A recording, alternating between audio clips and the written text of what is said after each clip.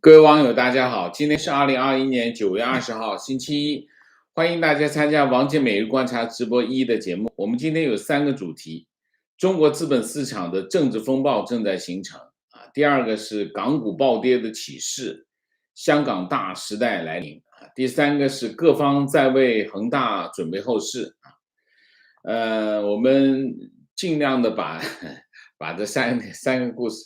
3个这个题目都讲完习近平成事不足败事有余那么政治运动小能手的这个称号不是白给的。那这次他的目标是中国资本市场周末出了2条新闻。新闻一中国证监会牵头成立了一个打击资本市场违法活动协调工作小组，并且召开了第1次工作会议那么今年1月份，中办国办就中共中央办公厅和国务院办公厅就发了一个文这个文是关于依法从严打击证券违法行动的活动的意见。他们经常喜欢讲依法，那么就是说他还有很多东西是不依法的。如果你是默认你依法的话，你就不用老讲，他天天都讲我是依法干什么依法的。那么他另外一些没有讲依法的，就是不依法的这非常愚蠢这个非常愚蠢。这个意见呢提出来建立打击资本市场违法活动的协调工作机制成立打击这个协调工作小组，加大对重大案件的协调力度，完善信息共享机制，推进重要规则制定，协调解决重大问题都是重大只要他说的事情都是重大问题然后那个打击资本市场违法活动协调工作小组呢就成立了以后呢，这个中国证监会牵头，成员包括谁呢？你看这成员你就知道中国的事情是怎么办的。第一个是中宣部第2个是最高法院，第3个最高检察院，第4个是公安部，第5个司法部和财政部公检法在里头，就商量的把事儿从抓人到判刑这一条龙就完成了。公检法在里头，然后要协调什么呢？协调中宣部就是控制舆论这手抓人，这手控制舆论，然后呢抓人之后的一条龙判下去然后剩下的是什么？一个是财政部，一个是司法部。司法部干什么？司法部是关人，从抓人到判刑到关到监狱里面去，全部都在里头了然后就剩下财政部和这个中宣部中间是谁？牵头谁？证监会证监会是市场监管者，然后他负责抓人他负责通知抓谁判谁基本上这样。那么会议指出从严打击证券违法活动，对建设规范不啦不啦不啦不啦有重要意义然后呢说这个这是新闻一新闻一新闻二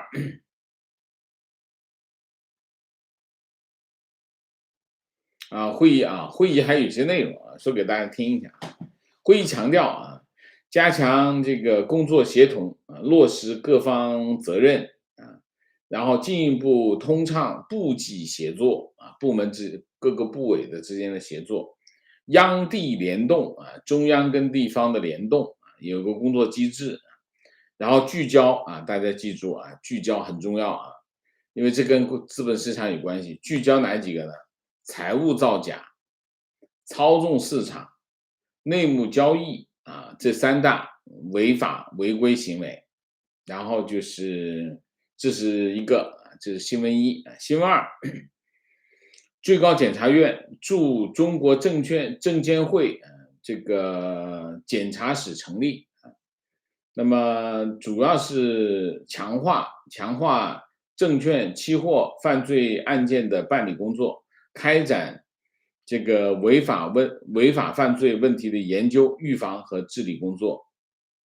然后证监会主席易会满说设立这个驻会检察院，检察使将有利于推动全面提升资本市场的执法水平然后这个随着这个恒大财富出现资金链断裂，大陆这个金融风险日益扩大那么最近这个还爆出一系列的金融领域的违法案件那么从2011年到2020年，检察机关起诉的这个证券期货犯罪案件是552起，然后涉及案件的有932人源头在哪里？这两个新闻的源头在哪里？这两个新闻的源头就是今年7月6号，7月6号引发中概股暴跌的文件，就是中办国办发了一个文，关于依法从严打击证券违法犯罪活动的意见然后他提出了几点那么这两条新闻其实就是落实这个意见的要求这个意见呢总共30条其实主要是要讲呢，他设定一个目标先说目标，2022年就是到明年，第一个，证券违法犯罪成本明显提高；第二个，重大违法犯罪案件，多发频发的态势得到有效遏制。你发现没有？最近突然一下子把这个过去一段时间中国的现在的形势讲的一片混乱这个证券市场，你看多发频发，然后你看文艺界那这简直是乌龟王八一大片，然后又是这个互联网企业这个又是乱七八糟，中国的教育行业又是乱七八糟，好像过去10年共产党没有执政一样，大家有没有发现这个情形那这里也是这样讲讲这个重大违法案件多发频发，那证券市场怎么管成这个样子然后投资者权益救济渠道更加顺畅，资本市场秩序明显改善以前资本市场的秩序很烂意思就是这个意思然后到2025年有一个什么更加科学、更加完备司法体制更加健全，好像现在证券法不存在一样这是第一个。第二个他讲到重点了司法体制调整，针对资本市场，那么成立打击资本市场违法活动协调工作小组，成立了第一条新闻就是这个，讲的就是这个。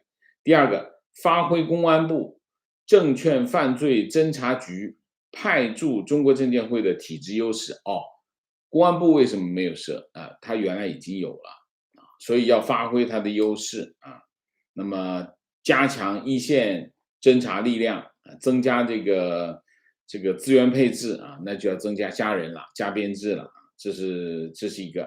还有一个，在监察机关内部组建金融犯罪办案团队，在中国证监会建立派驻监察的工作机制。第二条新闻就是这个这个要求下面落实中级法院和同级检察院办理证券犯罪第一审案件的管辖级别管辖就是说跟证监会跟证券市场有关的证券犯罪直接放到中级法院审这是一个。另外一个就是加强对证券犯罪办案基地的案件投放建立一个办案基地这就搞运动又是搞运动，集中管辖，然后强化地方属地责任。地方属地责任就是可能引发金融风潮，地方政府这是你的事儿，你得承担后果，要算账算在你头上，就这意思然后就是加强重大证券犯罪案件的执法那么从严，你看这个话不一样大家注意这资本市场要听明白从严、从快、从重三从。这在以前在哪听过这个三从？在那个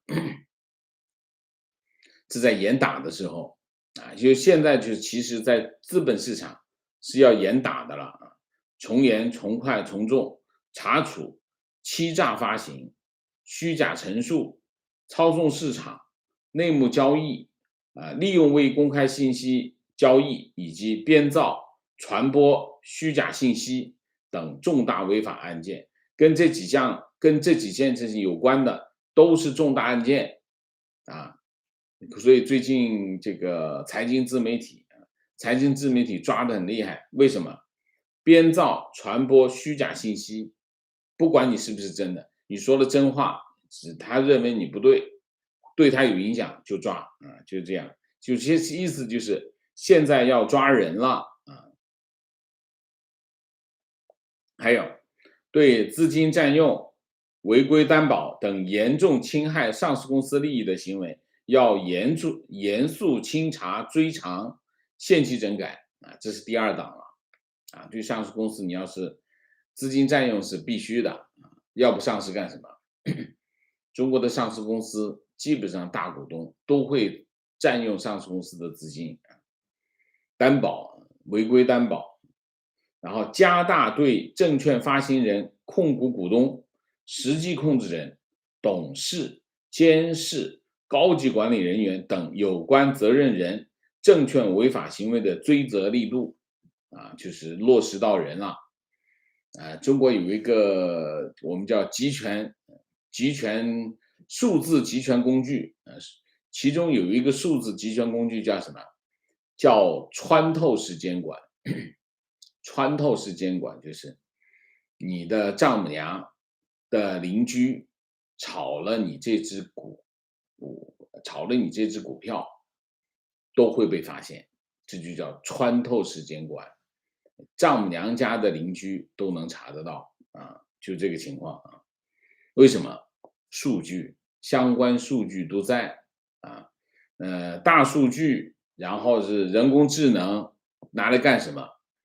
拿来保证权的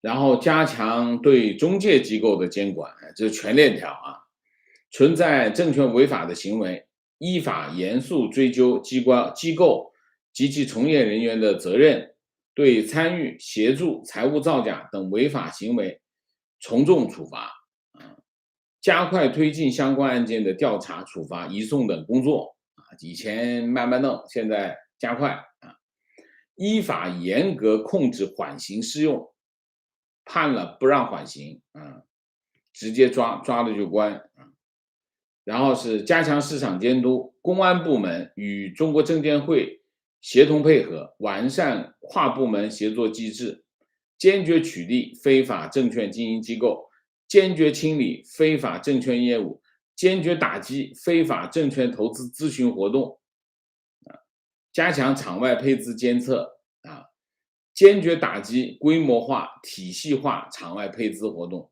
严格核查证券投资资金来源合法化，严控杠杆率，加强涉地方交易场所案件的行政处置和司法审判工作衔接，防范金融风险。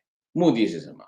防范金融风险然后是债券市场，债券市场是重点打击欺诈发行债券、信息披露造假、中介机构未勤勉尽责等违法行为私募都没跑掉全部都在里头。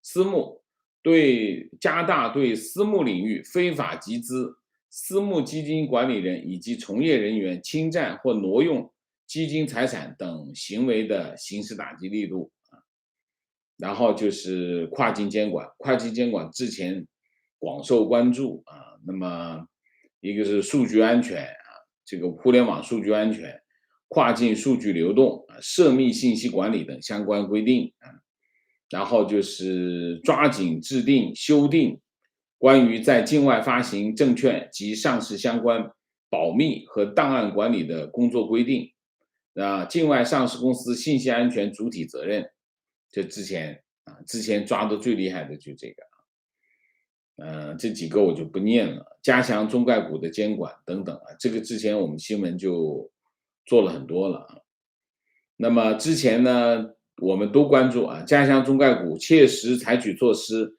做好中概股公司风险及突发情况应对，推进相关监管制度体系的建设，就要做以后去海外上市都要审批了啊。那么这个意见出来之后，中概股已经成功的完蛋了啊！中概股在这一轮之后，中概股就基本上完蛋了。当然，完蛋是两个原因，第一个原因是，对互联网企业的不断的监管，所谓的监管就是打击了啊，这第一个。第二个涉及到这个教培行业的团灭，这两个动作，当然这两个动作其实是一系列的这个监管行为，造成什么？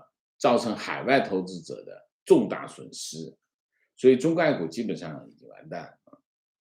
那么，于是呢，就又跟着出了两件事。第一件事叫什么？中国证监会最近出了一个公告，叫关于扩大红筹企业在境内上市试点范围的公告。然后呢，这个公告什么意思呢？这个公告就是说，就是让海外上市的红筹股啊，那么除了之前有一个通知啊，什么通知呢？就是国务院办公厅转发了证监会的一个通知，这个通知叫关于开展创新企业境内发行股票或存托凭证试点若干意见的通知啊。国务院把这个转发这通知的意思是什么？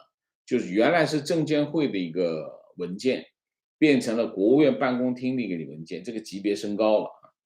那么意思是什么意思呢？就是红筹股纳入试点，在这个境内主板、科创板、创业板上市有几点。第一个，除了这个通知明确的互联网、大数据、云计算、人工智能、软件和集成电路、高端装备制造，然后生物医药除了这几个行业以外，属于新一代信息技术、新能源、新材料、新能源汽车、环保、绿色环保、航空航天、海洋装备等高新技术产业，还有一些战略性的新兴产业的这个红筹企业纳入试点范围，就回大陆上市，回 A 股上市，这第一个。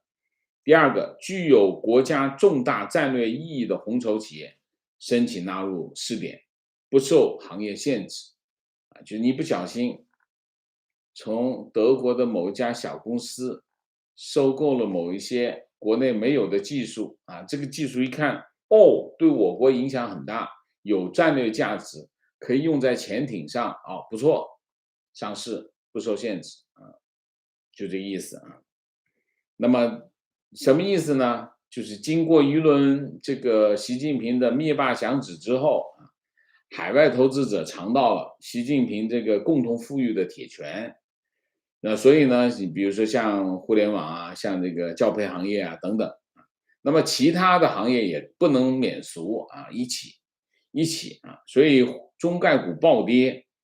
中概股暴跌的后果是什么？中概股暴跌的后果就是中资企业去海外上市这个融资功能丧失了。那海外上市融资功能丧失怎么办呢？那就让红筹回归 A 股。这是什么行动？这当然是主动脱钩行动。当然让它回归 A 股呢，它也不会闭着眼睛全要它就设个门槛设个门槛。我要的行业你就进来，我不要的行业你就别进来，就别回来了。就有点像那个什么疫情中国公民在海外，你千里投毒不行，你先在海外待着，你不是我想要的，大概是这个情况。那这是一种主动脱钩的行为。当然它设一个门槛有什么意义呢？其实呢这些所谓的什么产业，这个什么产业想的不好听都是狗屁就是你说它符合它就符合。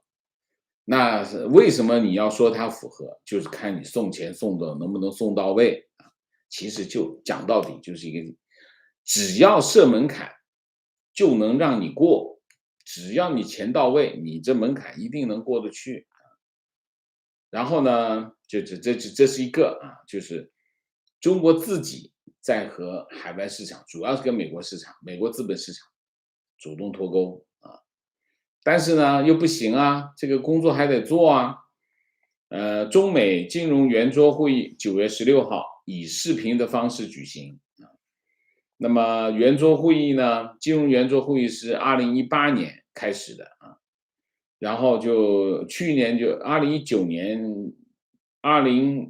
年停了一年，去年又恢复这讨论追求透明度和长期稳定的话题，讨论了这个制定一致规则的重要性，这都不是人话，你不用管它，你只要管2件事。第一件事，参与的是谁？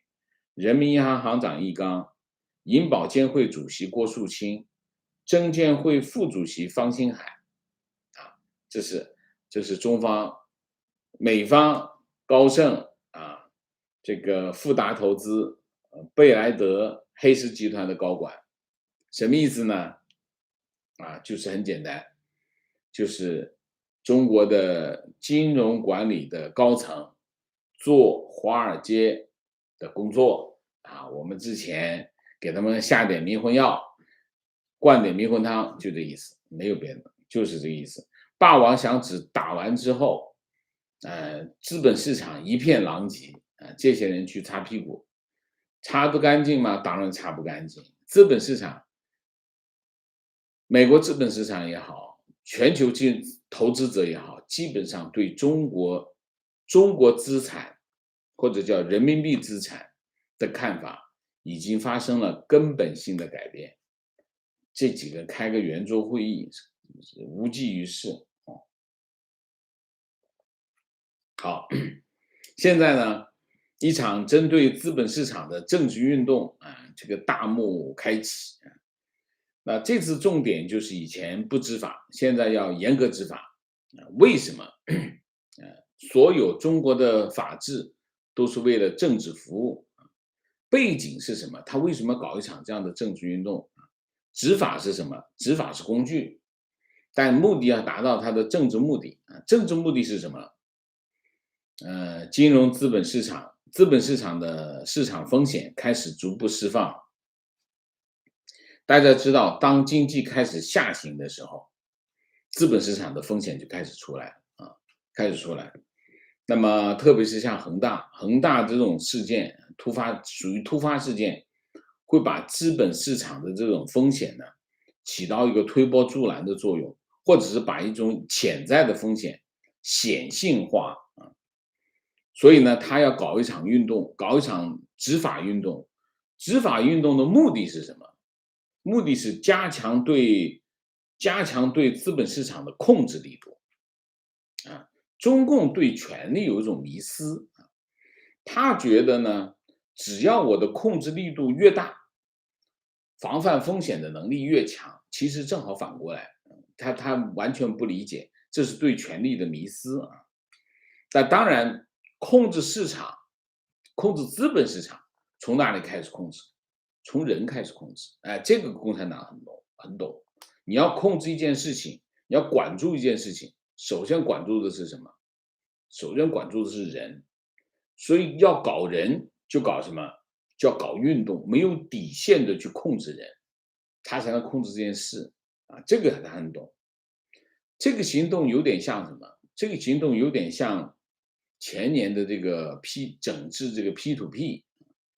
他觉得呢 ，P2P 本来起来的过程当中，你要随着它的发展，你不断的加强监管。核心的监管是什么 ？P2P 的核心监管是什么？就是你不能有资金池，你只能让他撮合。这个人提供资金，这个人要借钱，两个人撮合，你是中间的一个这个交易机制。但是不 P2P 最后变成了什么？变成了一个资金池。为什么？为什么会变成资金池？因为监管不到位，人民银行跟银保监会都没去监管，没管它，短短的2、3年之内，就由这个资金撮合变成了一个资金池。那你想一下，你搞几十万上百万人把钱借给你，你一借进去得多少钱？几百上千亿，几百上千亿办这个平台的都是一群光棍，这帮光棍叫什么？叫这个原来穷的叮当响，这一下几百上千亿在他手里，他不跑见鬼了。这就是所以 P2P 最后变成骗局的原因是什么？监管没来监管，这就不是你出来。哎，问题一出来怎么办？风险很大，怎么办？团灭吧，团灭。实际上 P2P 最后是被团灭掉，只不过它团灭的很技巧，把这周期拉得很长，一个省一个省的团灭。所以 P2P 你可以看到现在就开始这个方式就是资本市场有风险，风险来了，那怎么办？那就以控制金融风险为由，慢慢的把这风险释放出去，这就是整个运动的思路。所以呢，这是一场政治运动，办刑事案件只是方式，关键是什么？关键是要达到让大家恐惧的目的。大家都一看，今天又抓个人，明天又抓个人，抓着抓着大家都害怕了，害怕就老实了，老实让你抛你就抛，让你买你就买，不让你动你就别动，就听话。中共的这个基因就是暴力，他管制的手段就是恐惧他搞这场运动的目的就让大家害怕害怕就好办所以呢，大家要警惕两样东西，第一个叫市场风险，第二个叫人身风险这场运动的来了我们就讲，大家这场风暴正在形成，就是资本市场，无论是股市还是债券市场，包括私募，都要小心这该走的就要走我讲的该走的是除了市场以外，人生该走的也得走所以跟大家提个醒。第二个讲讲港股暴跌。港股暴跌呢，9月21号黑色星期一算是个股灾吧，一口气最多跌了1000点跌幅达到4%那么这是去年10月以来第一次跌到这个24000点以下方，收市呢收回来一点24099点，就是24090点，全天跌了821点，跌幅是3.3%。重灾区当然是地产股，香港四大地产股，恒基跌13%，新鸿基12%，新世界12%，新鸿基10%，长实9.3%。然后中国的房地产股票也跌。恒生指数跌了多少？恒生中国地产指数跌250点报4073，跌幅5.8%，比这个香港的地产股跌得多今年中国地产股地产指数累计已经跌了33%，跌了1/3了澳元12那个恒大10。融创10，富力7.3，雅居乐6.4，碧桂园6，世茂5那么这是一个方面当然这个星期一的暴跌跟星期五的路透社的报道有关系我们也做了一个专题。那么所以今天港股的暴跌是预期中的。那么星期五新闻讲的是中央政府要求香港地产商支持特区政府解决房屋问题那么这个中央政府的官员告诉地产商2点：第一，游戏规则已经改变了中央政府不能再容忍垄断行为就垄断行为什么意思？垄断行为就是也是泼个脏水，你不听政府的招呼，你就是垄断行为。你不听政府的招呼，政府还拿你没办法。这就叫垄断行为，这是中共的逻辑这是我们就讲中共的这个语言体系就这个意思啊。然后就跟地产商说，你们呢要向社会回馈多一些，然后就可以继续做你们自己的生意，这让人联想到共同富裕啊。然后中央政府呢开始高度关注这个香港房屋问题啊。他为什么高度关注房屋问题？他是不是那么关心香港农屋啊、汤房的人呢？不是，中共把中国人民，包括香港人民，都看作他实现他政治目标的材料、耗材，他们根本不在乎这些，这只是议题而已。他们把房屋问题和香港的反送中运动等这个香港市民争取普选的这个反抗联系起来啊。他说啊，他也认为这个基层的民众反抗抗议，主要是因为民生问题啊。就他觉得我是这样想的，我关心钱，全世界人也只关心钱，跟钱有关的东西都不关心，只要吃饱就行。所以呢，这当然这是胡说啊。但是呢，他把它当做一个政策，当做一个什么政策呢？当做一个解决香港现在政治问题的一个政策。香港的政治问题是什么？中共答应的好好的给香港人普选，特首普选，立法委员普选，甚至这个选委会也要普选，他是三普选，但是他不肯，他违背了他的承诺，这是香港反送中运动以来持续抗议的原因。上百万人上街，要的是什么？要的是真普选。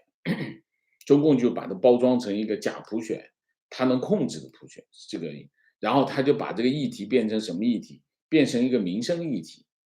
民生议题的核心是什么？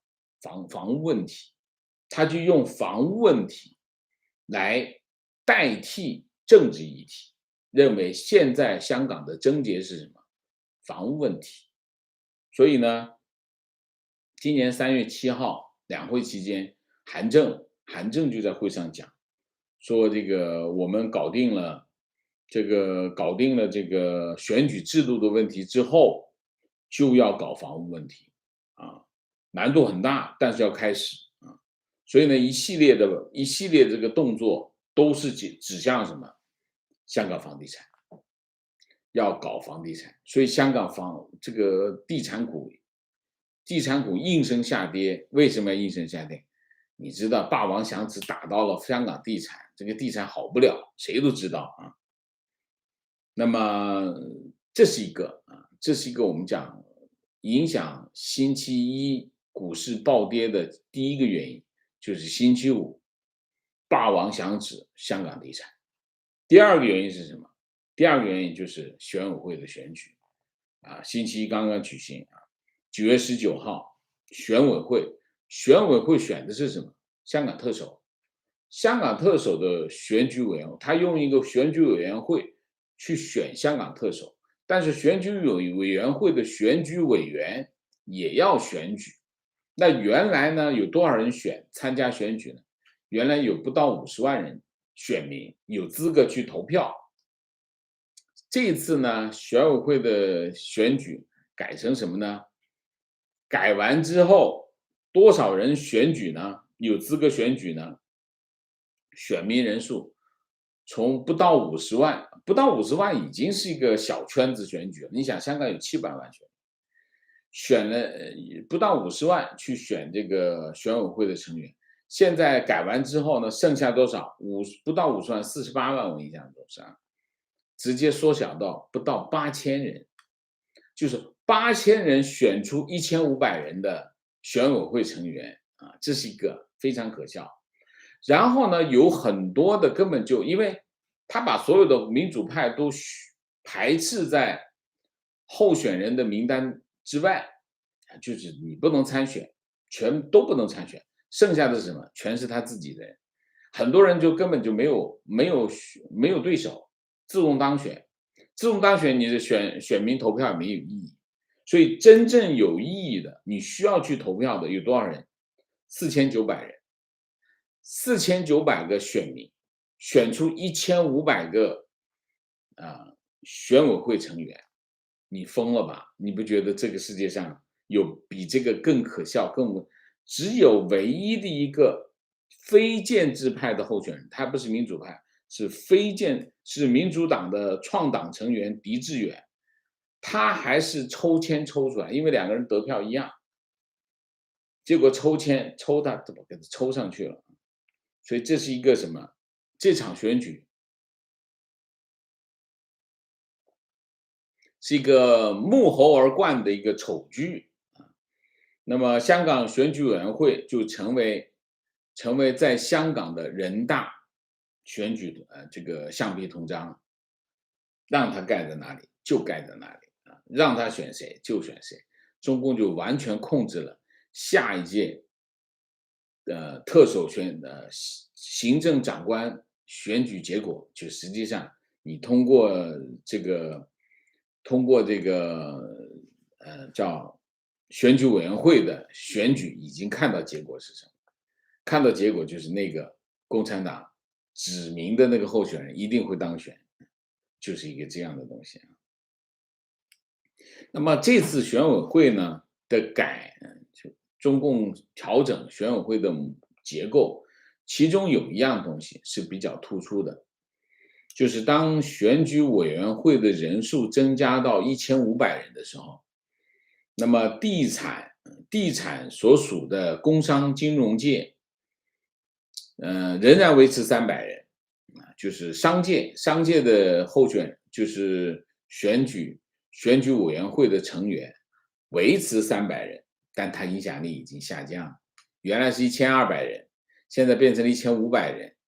原来1200人之下呢，商界的代表呢有300人，那他影响力很大，300人占1/4，1500人你还是300人的话，意味着什么？意味着他影响力只剩下了1/5啊，所以这是一个比较明显的，就是中共在削弱商界对香港政界的影响啊？为什么？共同富裕啊，打击资本家，不忘初心啊！然后李嘉诚就说，今年8月份就说我不参加这次选举了，不玩了啊。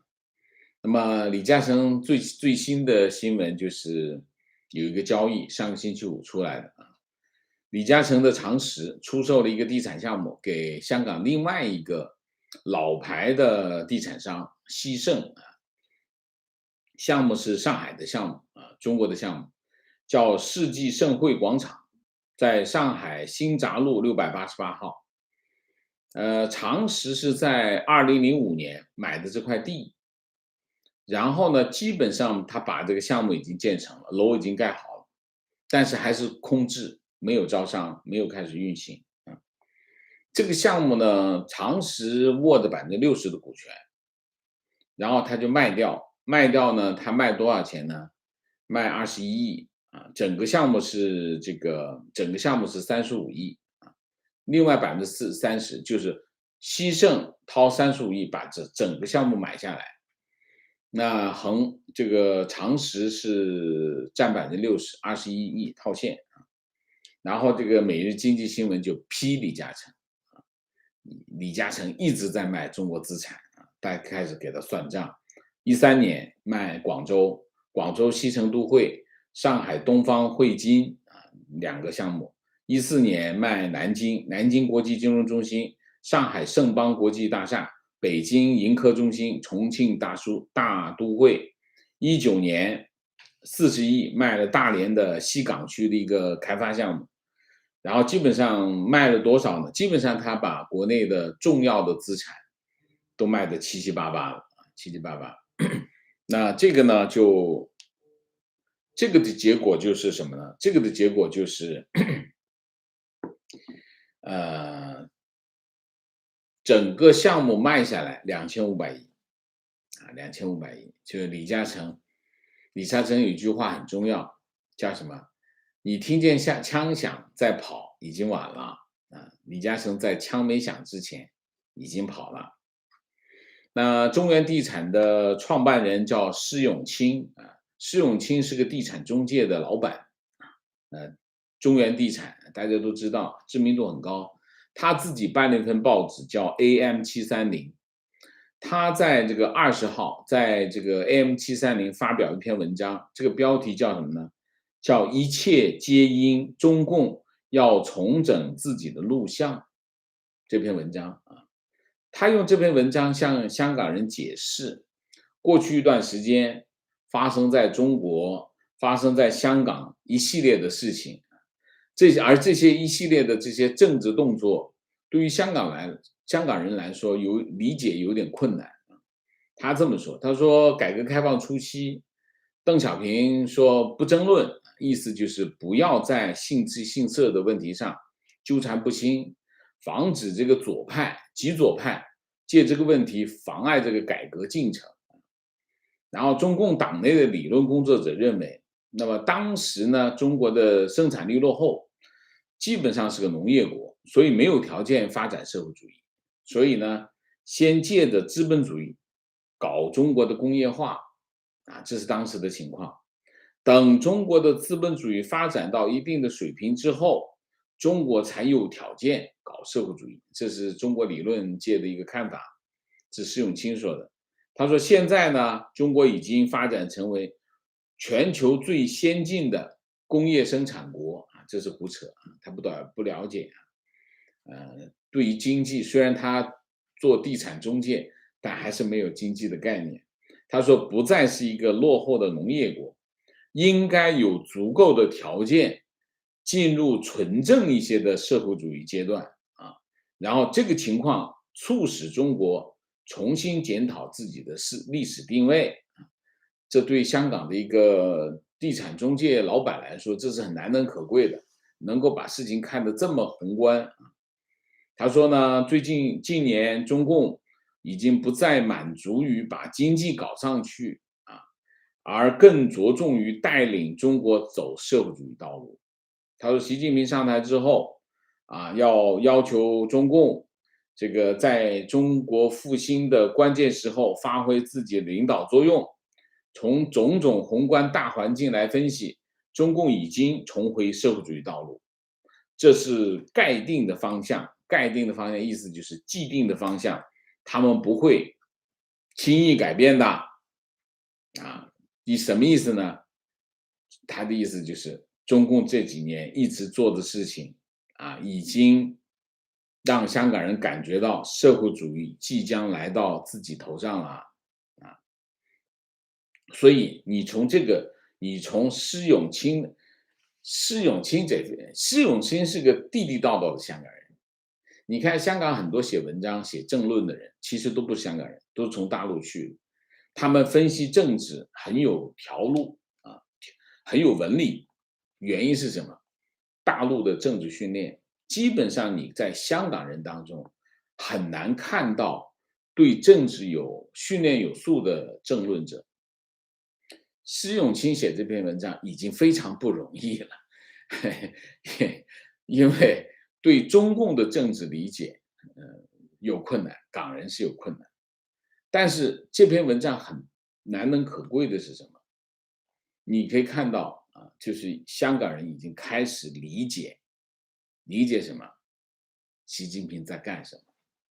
习近平在干什么那么你从这个角度去看港股的下跌，说明什么？这不是个偶发因素，而是一个醒悟的开始。只要香港人明白什么呢？习近平干什么？无论是在中国大陆还是在香港，那么意味着什么？意味着香港的股市、香港的楼市将面临巨大的冲击所以你可以看从市场的角度来说，一头是什么？一头是政策要搞房屋问题，要搞房屋就是中央政府用港版国安法把所有的反对派全灭掉了，甚至公民社会也灭掉了，所有的 NGO 也灭掉了所有反对他的人全部关起来了。好，他就可以把手伸到香港，做他想做的事情。第一件事情是什么？房地产市场。不够恐怖吗？够恐怖的吧？啊，所以呢，你从这个角度来说，这是政策，还有什么市场，这两头夹击在一起，香港股市，广东话讲摇摆地的，股市要是跌，楼市必定跌，股市一跌，资金就会跑，资金一跑，楼市必跌。虽然呢，今年年初港版国安法实施之后，陆陆续续有香港人离开，香港离开移民潮起啊，移民潮起呢，很多人认为香港楼市应该跌啊，结果没跌啊，没跌。当然这里面有很多原因，至少现在的情况属于僵持的状态。僵持的状态就是你不一定卖得掉啊，你要卖掉的话，你可能得降点价，大概是这样。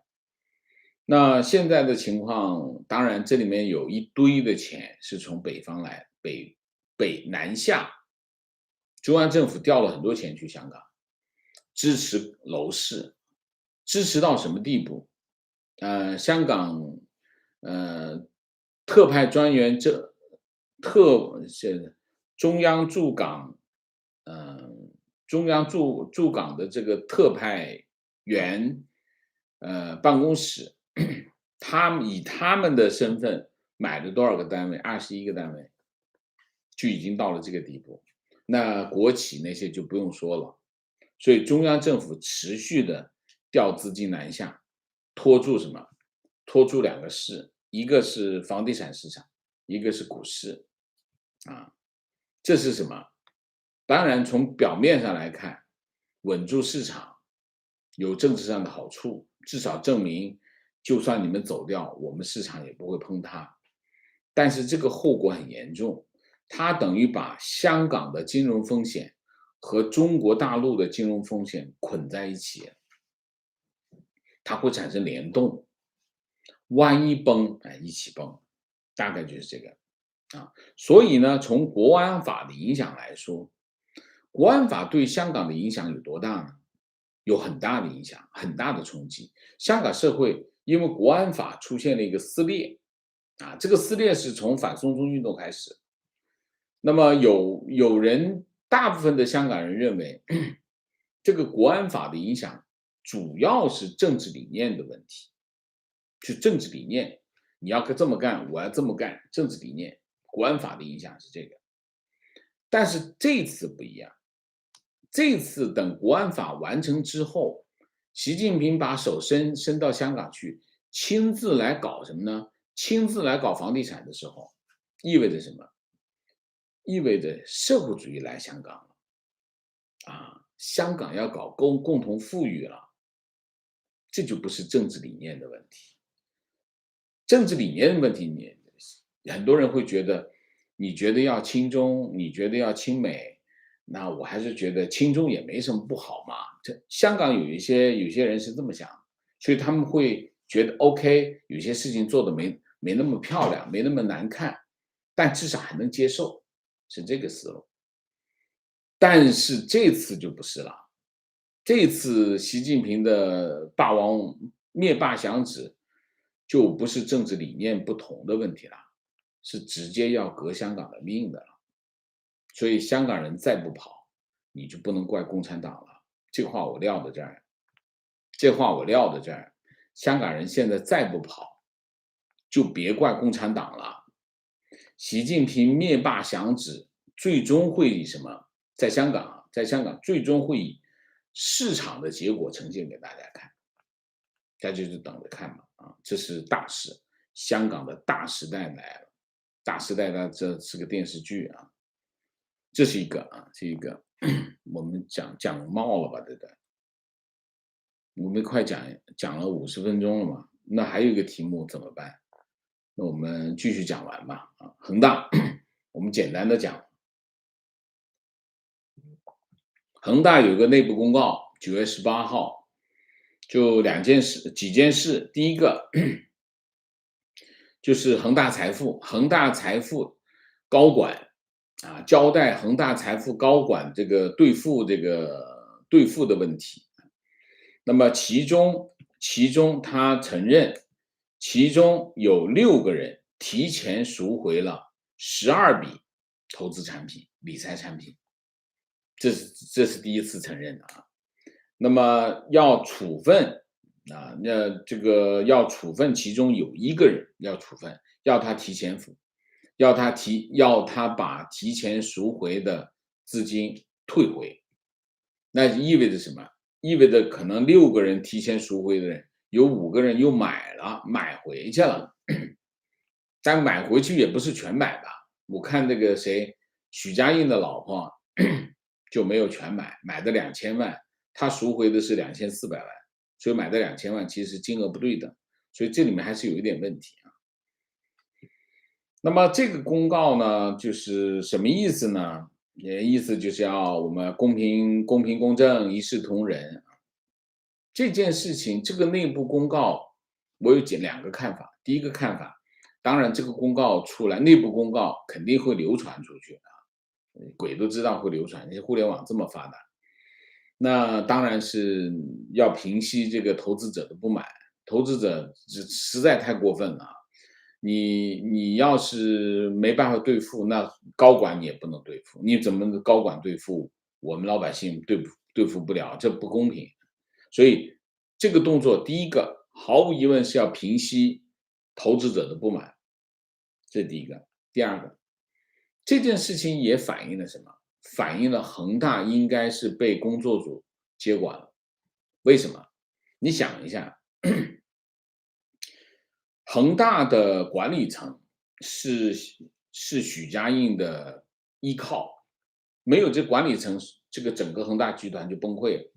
所以理论上来说，许家印现在要笼络这些恒大的管理层，因为集团面临的一个这样的危机，所以为什么许家印会允许他的一些高管提前兑付这个理财产品？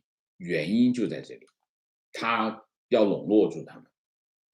但是这个时候呢，又跑出来打孩子给大家看，是许家印打的吗？我觉得不是，可能就是别人打的。能打这些人的，也就是谁？也就是进驻恒大集团的政府工作组。你想有谁能够？许家印肯定不会这个时候自己打自己的脸，因为恒大财富的提前兑付，这些高管提前兑付，他不签字怎么做得到？肯定做不到嘛。他是同意的，他同意了才能实现。现在他再去处分别人，你怎么说得过去？说不过去。所以这件事情不是许家印干，那不是许家印干，那就是工作组干。那工作组已经成为控制这个恒大集团的一个主要的力量。所以从这件事情可以看出这2点。那么另外呢，这个恒大的网友跟我们通报，我在这里也跟大家说一下。第一个，这个恒大现在要求这个恒大的中层以上的工作人员要坚守岗位啊。那目前呢，它是这样，恒大的车房保员工已经停发工资了啊，恒大旅游员工遣散，并入恒大地产。那么恒大地产还在发工资，所以你可以通过这个来看这个，恒大是要保住恒大地产，不能挣钱的业务全部放弃，应该是一个这样的说法啊。那么英国金融时报采访了2名恒大的高管，讲了几件事啊，大家值得关注。第一个，恒大有可能被地方政府和国有房企按照地区来接管，这个有可能啊。你比如说山东啊，山东省政府啊，山东的房地产公司，省政府的房地产公司接管恒大在山东的业务，有可能啊，有可能。但是呢，这个过程相当复杂，也是最后的手段。我觉得现在恒大已经到了最后的阶段了吧？啊，这是一个。另外一个，如果银行停止对恒大的支持，恒大集团会立刻倒闭，这个鬼都知道，这都1秒钟就倒闭。那么恒大现在要求银行延长贷款，就展期，不展期怎么办？然后这个恒大的高管也说什么呢？说政府未必短时间之内能够处理大量未完工的这个房地产项目，来应付中小业主的维权。啊他小看政府了。啊，他小看政府了。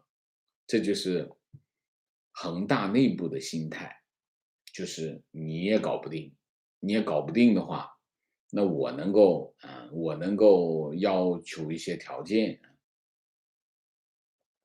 另外呢，路透社报道，为了防止恒大一旦破产带来的冲击，债权银行开始做准备啊。农业银行已经为部分贷款做这个提前拨备。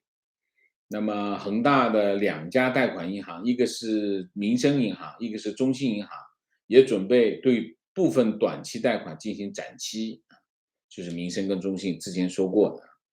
然后呢，开始缩减对恒大的贷款。民生银行过去1年把对恒大的贷款由400亿降到300亿，然后最近几个月已经停止贷款。那你想一下，恒大要倒闭的话，民生银行冲击有多大，对吧？300亿没了啊。那么我看到网上的一个形容，讲什么恒大的财报，恒大集团的负债是19700亿啊。这个数字什么概念呢？这个数字的概念就是把这个北京、上海、深圳、苏州4个城市全年的财政收入，全年呢，不包括广州，把广州换北大广深4个城市，广州换成苏州4个城市1年的财政收入加在一起，就是恒大的债，够吗？厉害吧？这个概念更具体了。然后呢，如果不算这4个城市的话，算这2线城市有多少个城市呢？有杭州、苏州、天津、重庆、武汉、成都、宁波、郑州、青岛、济南、无锡、厦门、合肥14个城市1年的财政收入刚好够还恒大的债啊。如果以14.1亿人口计算，分摊每人是1400块。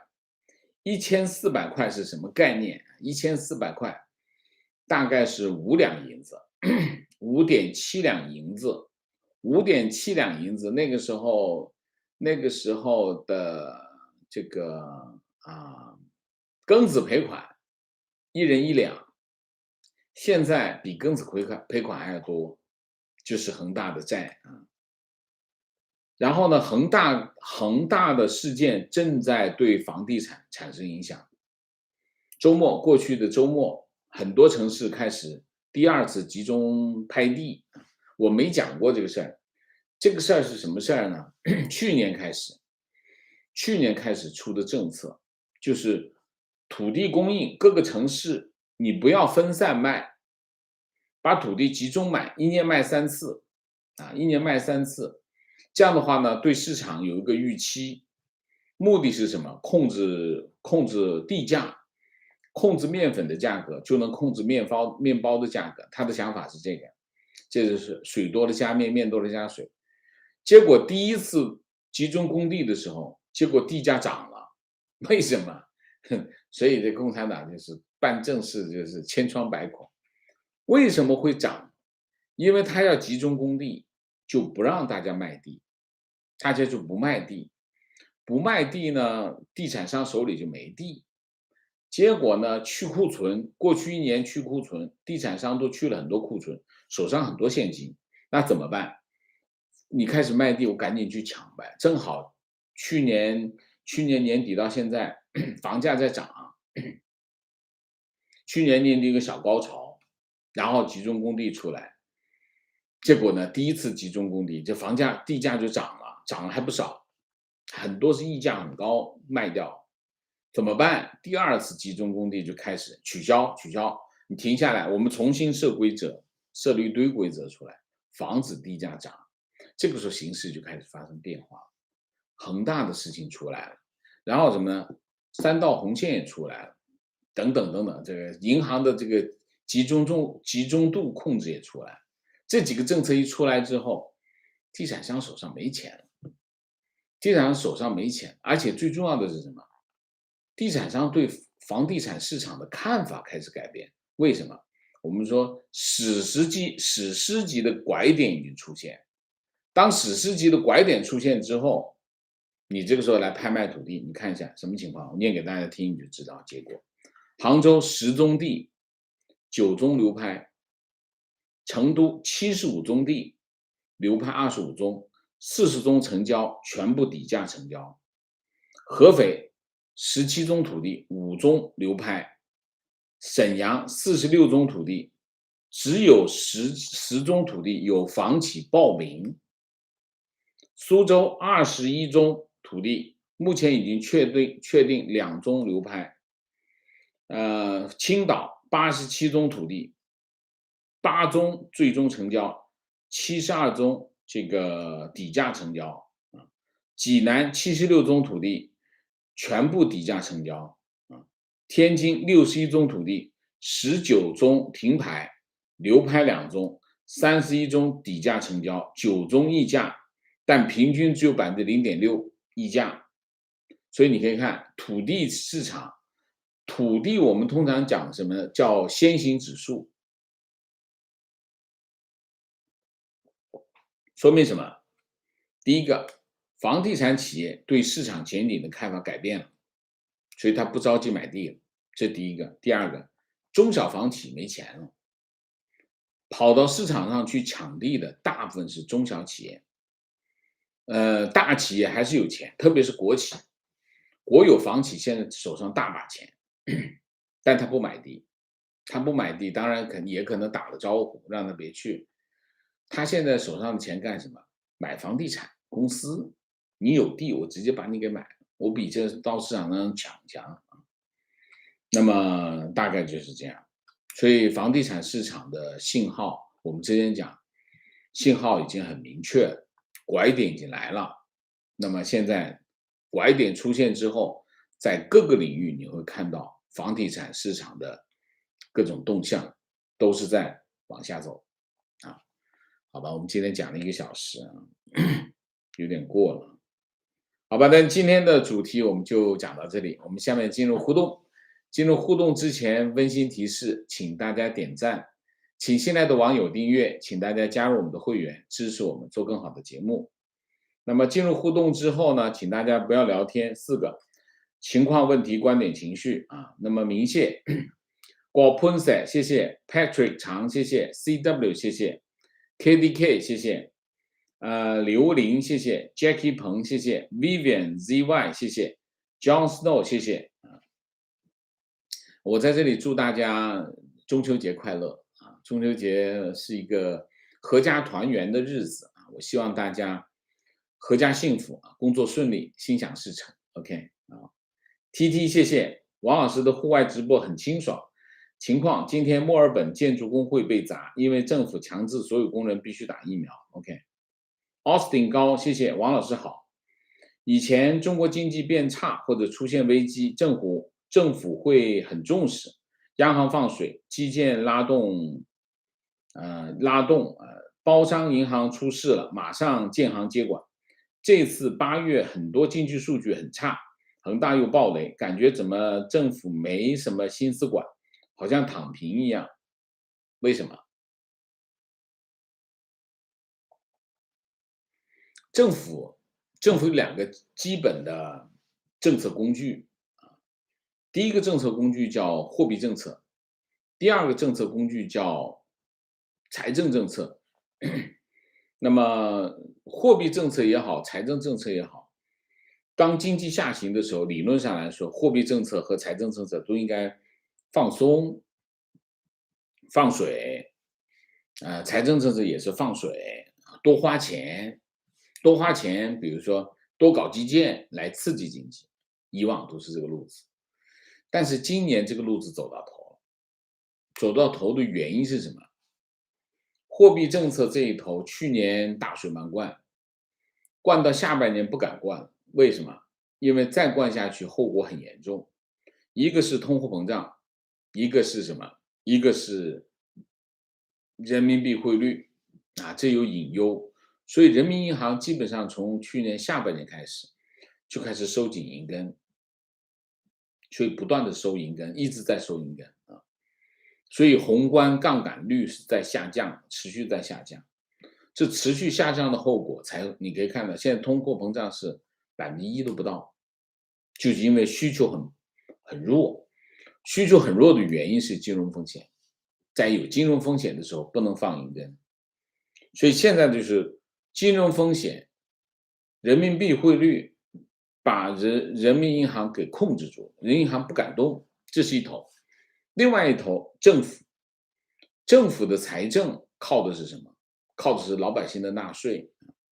那么纳税经济不好，政府没钱，特别是地方政府没钱，地方政府现在穷疯了，那你怎么财政政策能发挥作用？发挥不了。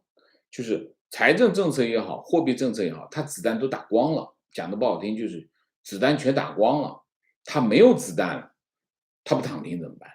他只能咋呼一下，在媒体上咋呼一下，其他的，而且大势开始往下走，大势往下走，你没有一定级别的力度，下点毛毛雨没有用啊，下点毛毛雨，而且可能带来很严重的后果，所以你可以看到政府好像在躺平，差不多是这样。观点：打击资本市场，潜台词打击民营经济。中共怎么好意思在台面上讲如此冠冕堂皇，讲得如此冠冕堂皇？大约是常年散布假消息，用自己的一套构建在虚假的事实上的话语体系来解释行政命令，最终的结果是坑人害己，非常对。中共散布假消息没有别人，只有中共他自己。观点 ：CCP 的国企才是真正的垄断，却批判别人在他眼里的所谓垄断行为，挺滑稽也挺讽刺，非常对。情况：坐标国内3线城市，家族人都从事建筑行业，现在活少了，做政府工程走关系，工资半年没发，大工300，小工150，工人太辛苦，天天熬夜，拼命加班，为了家人还贷。情况：看到凤凰网在北京街头采访民众，很多人认为现在的中国不需要依靠美国、日本来科技和投资，已有的经济体足以支持国家发展，老百姓生活越来越好。这些人被洗脑都失去了常识，反而给我的印象最深的是采访一位外卖员，问他是否愿意去美国，小伙子说想去。记者问为什么，他很直爽的回答：赚钱多。OK。提问：中国经济下滑为什么在朋友圈没有显示出来？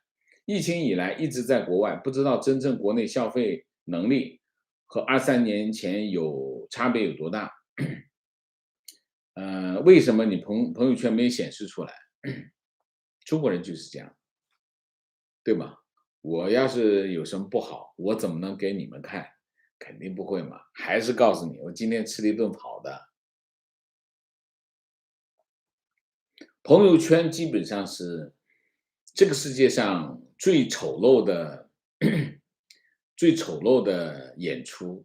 朋友圈啊，中国的这个微信朋友圈是世界上最丑陋的演出。我不知道大家同不同意啊？为什么？你能看到真实的情况？当然看不到。提问：中国经济下滑为什么啊？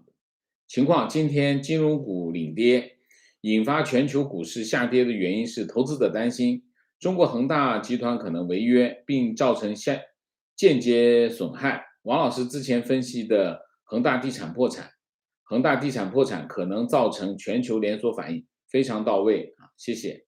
观点：中共目前对香港的地产政策不单纯是为了解决房价过高的问题，而是王老师说的打哪指哪，他们已经意识到香港房价必然崩盘，不如做个顺水人情，以房价下跌为议题中心，画个靶子，顺便收买人心。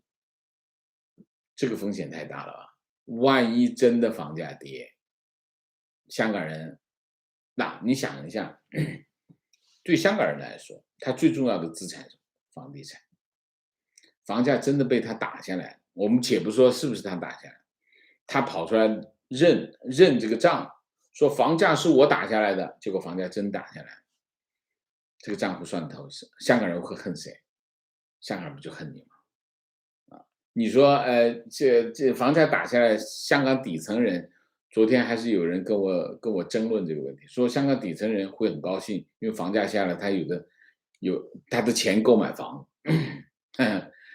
你有钱购买房了，这个没有错，可能会是这样。你够付首期，这个没有错，但是可能你就供不起房，为什么？经济崩溃了，你工作都没了，你上哪去供房去？所以这个问题我们不讨论，这种常识级别的问题，自己去看点书啊。但这个问题，网友说做顺水人情的问题，那你要了解香港。香港如果房价暴跌，跌掉一半，谁会恨？你想一下，董建华在香港为什么臭名昭著？董建华在香港臭名昭著，其中有一个原因，除了他愚蠢以外，董建华愚蠢以外，董建华有3个问题。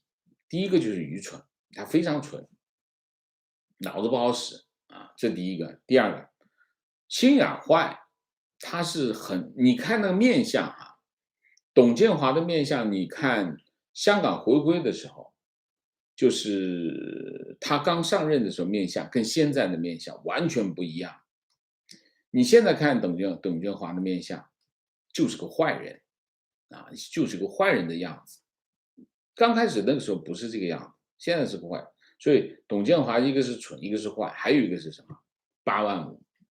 8万五，其实那个账呢不能全算在他头上，就香港房价暴跌，跌过一半以上，不能全怪他，但是他有一半的责任，因为8万五是他提出来，正好是金融风暴2件事情跑在一起，香港房价跌了一半以上，多少人破产，多少人跳楼，这账得算他头上去。你说现在中共会跑出来认领说这是我干的吗？我觉得不会，他只是用我们节目当中说的，他只是用一个民生议题代替一个政治议题，他就要掩盖这件事情。观点：恒大与雷曼倒下的情况有区别，雷曼是轰然倒塌，恒大是有预警。中国政府不出手干预，无外乎2个原因：一，没有这个能力；二，有意而为之，搅动全球股市。我死你们不好看，这个我不相信。不能这样讲，这个不可能。我还是那句话，我为了把你的房子点着，我先把我自己房子点着，烧通顶，然后再烧到你那儿去。你觉得这个世界上有这么傻的人吗？情绪，王先生叫大家关心香港。我作为墙内人，已经关注了2年，情况一直在恶化。我知道再多的关心对结果也不会有丝毫影响。反而会影响自己的情绪。中共的力量是压倒性的，西方国家也不会为了他国的利益放弃巨大的利益，在这个残酷的面前深感无能为力。这有5毛的嫌疑啊。第一个，每一个人的关注对香港有没有影响？当然有影响。每个人把这个新闻转发一遍，在推特上，在 Facebook 上转发一遍，对香港的处境都有帮助，所以大家要关注香港。大家的关注就是一股力量，这股力量千万不要低估。所以我完全反对说我的关注没有丝毫影响，只会影响我的心情啊。所以我说这个留言是有5毛的嫌疑啊，不要这样去说这样的事情。第二，中共的力量是压倒性的，这就是纯粹胡说。我经常批评西方国家高估了中共的实力，低估了中共的决心。中共的能力，中共的权力是有时空范围啊，是有时空范围，所以我们不能够在这件事情上有无能为力的说法，每个人都可以做的事情啊。提问：恒大现在濒临破产，中共能把许家印的财产冻结甚至没收，来弥补恒大的大规模的欠债吗？我不知道。这就是一个没有常识的问题啊。许家印为什么要冻结他的财产？许家印只是经营一家企业，这家企业有破产的危机，为什么要冻结这个老板的财产？你说说看啊。它是一家有限公司，什么叫有限公司知道吗？所以你去查一下，所以这就是没有常识的问题。情况，央企保利地产的朋友透露，他们管理层到深圳开会，应政府要求接管他们广东地区的3个项目。更严重的情况是，政府内部人透露，国库已经亏空，完全亏空，财政亏空的超出人们的想象。OK，怎么亏空？好吧。情况，坐标深圳，上班地点附近的房子，我工作100年也买不起，我真的很希望房价能跌下来。我信奉市场经济理论，反对政府的干预，但在现实面前，实在没有办法不去支持房价调整政策。OK， 好吧。我不认为你看过我的节目啊。观点：这一切整改政策证明了中共执政能力低下。美国或者台湾总统任期4年，有些政策无法完成，还说得过去。习近平执政这么久啊，之前都在干什么吃的？提问，请教王 Sir， 能不能分析海运价格暴升，直指2万美元，货柜背后的原因？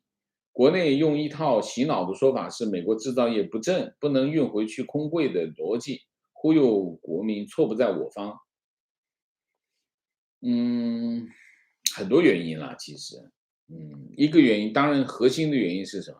需求，需求暴涨，需求暴涨，而且需求集中在一些特定的线路啊。这些线路就是中国去欧洲，中国去美国。为什么？因为其他的地方疫情没有控制，订单全跑到中国来，就这个原因，没有别的。情绪坐标墙内，关注王老师节目2年多，希望节目越办越好。一位好友上周因为连续工作0071个月无休，突然离去，刚刚过完28岁生日，令人唏嘘啊。OK， 明谢 Helen， 谢谢 The King of the Warnet， 谢谢。好，我们今天的节目就到这里，感谢大家的参与，我们下个节目再见。再见之前，请大家点赞，请新来的网友订阅，请大家加入我们的会员，支持我们做更好的节目，做更好的自己。谢谢大家，谢谢。